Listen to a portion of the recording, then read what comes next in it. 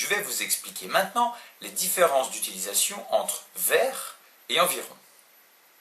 Vous savez, vers et environ permettent d'exprimer des choses approximatives, mais ils sont utilisés différemment selon le contexte.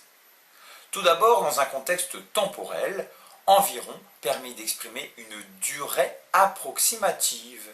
Par exemple, le trajet dure environ 8 heures.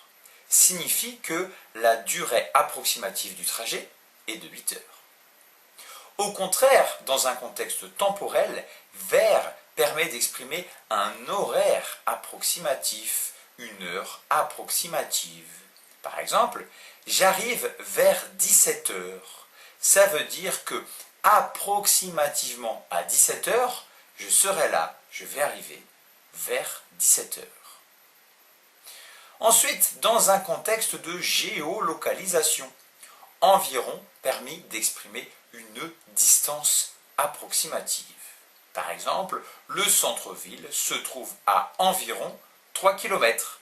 Ça signifie que la distance à partir d'ici jusqu'au centre-ville est approximativement de 3 km. Dans un même contexte de géolocalisation, vers permet d'exprimer une direction. Il part vers le nord. Il roule vers l'Italie. Ça nous donne une direction approximative. Enfin, si vous voulez parler d'une quantité approximative, vous n'avez pas le choix. Vous devez utiliser environ. Seulement environ permet d'exprimer une quantité approximative. Par exemple, il y a environ 200 personnes. Il y a approximativement 200 personnes.